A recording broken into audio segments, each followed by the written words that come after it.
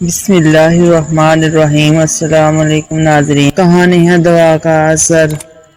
اسی طرح سبق آموز کہانیاں سننے کے لیے ہمارے چینل کو سبسکرائب کریں اور ہماری فیملی کا حصہ بنیں۔ کہانی ہے، آج جو عذاب الہی پوری دنیا میں اللہ تعالیٰ کی نافرمانی، دولت اور جائیداد سے محبت کرنے کی صورت میں نازل ہو چکا ہے، ہر فرد توبہ توبہ کر رہا ہے، کیونکہ ہمارا شیوا بن چکا ہے کہ جب ہم پر انفرادی یا اجتماعی آفت نازل ہوتی ہے تو ہم خدا سے توبہ کرتے ہیں۔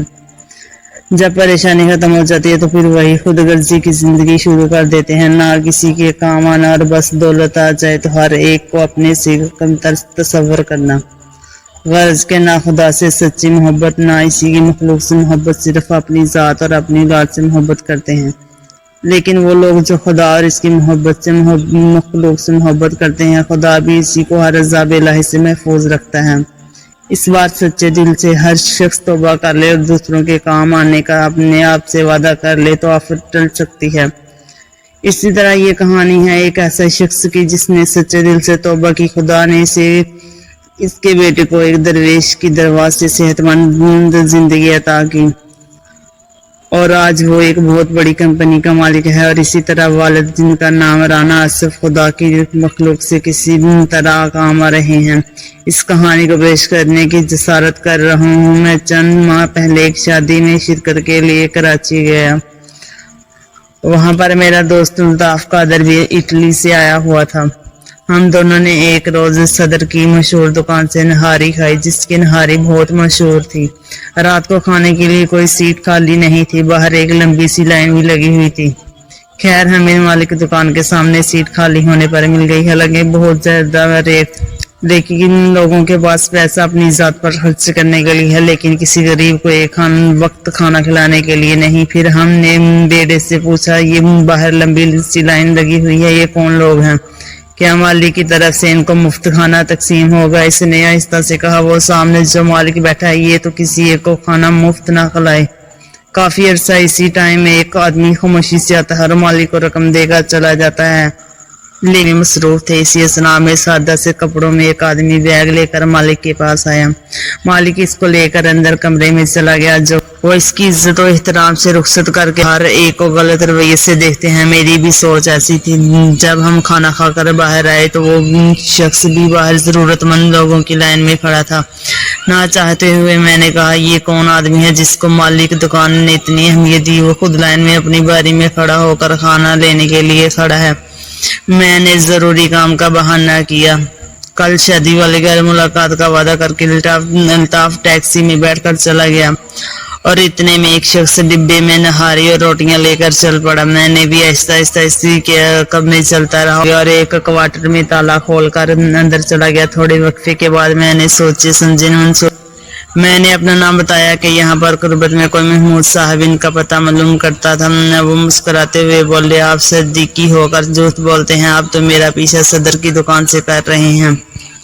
بہرکیف بولے، کس قسم کی امداد درکار ہے؟ اور مجھے ایک الماری کھول کر بولے، جس قدر ضرورت ہو رقم لے لیں۔ وہ الماری نوٹوں سے بھری ہوئی تھی اور زیادہ تر نوٹ بڑی رقم یعنی 5000 والے تھے۔ نہیں جناب، آپ کی دعاؤں سے میں منقول پینشن لیتا ہوں، اس پر میرا کوئی حق نہیں ہے۔ میں نے کہا، پھر کیا چاہتے ہو؟ میں نے ساری کہانی کو بیان کر دی کہ کس طرح آپ نے دکان کے مالک کو ادائیگی کی، پھر ضرورت مندوں کی لائن میں لگ کر اپنی ہی ادائیگی کا کھانا حاصل کیا۔ وہ کہنے لگے، یہ بات یہ ہے کہ یہاں تک ادائیگی یہ ان کا حق تھا، اور لائن میں بھی اسی لیے کھڑا ہوا تھا کہ مجھے بھی اسی کیفیت سے گزرنا پڑے جس سے یہ ضرورت مند گزرتے ہیں۔ لیکن یہ تبدیلی کیسے آئی؟ میں نے پوچھا۔ ایک درویش فقیر نے میری زندگی بدل دی، اور میرے بیٹے یاسر کو ان کی دعاؤں کے طفیل اللہ تعالیٰ نے نئی زندگی عطا فرمائی، اور یہی آج میرے کاروبار کی دیکھ بھال کر رہا ہے۔ اور اسی فقیر کی ہدایت کے مطابق خدا اور اس کی مخلوق تھوڑی بہت خدمت کر کے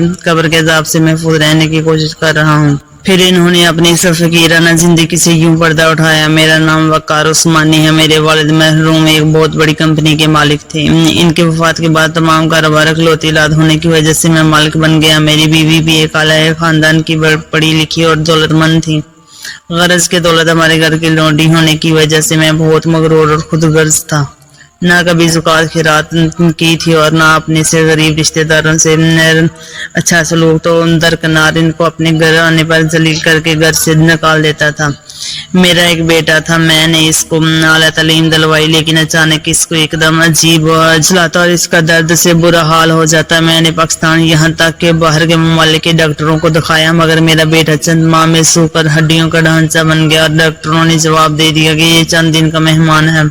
بس مجھے اپنے خدا کی یاد آئی اور خدا نے مجھے غرور کی سزا، بیٹے کی بیماری کی صورت وہ پکڑتا ہے تو کوئی چھڑانے والا نہیں ہوتا۔ میں اور میری بیوی رو رو کر اپنے گناہوں کی معافی طلب کرتے، میں نے اپنی زکات خیرات دینی شروع کر دی۔ ماہ رمضان میں نے اور میری بیوی نے پوری ریوڑ رکھی اور اللہ تعالیٰ معافی کے ساتھ یہ دعا کرتے، یا اللہ ہمارے بیٹے کو کم از کم عید تک 27ویں رمضان میں اور میری بیوی افطاری کے لیے دسترخوان پر بیٹھے تھے کہ اچانک کسی نے بیل دی۔ میں نے باہر آ کر دیکھا تو ایک درویش نما آدمی کھڑا تھا، کہنے لگا بیٹا میرا روزہ افطار کروا سکتے ہو۔ عزت اور احترام سے ان کو دسترخوان پر لے آیا۔ روزہ کھولنے میں دیر تھی، اچانک میرے بیٹے نے زور زور سے چلانا شروع کر دیا۔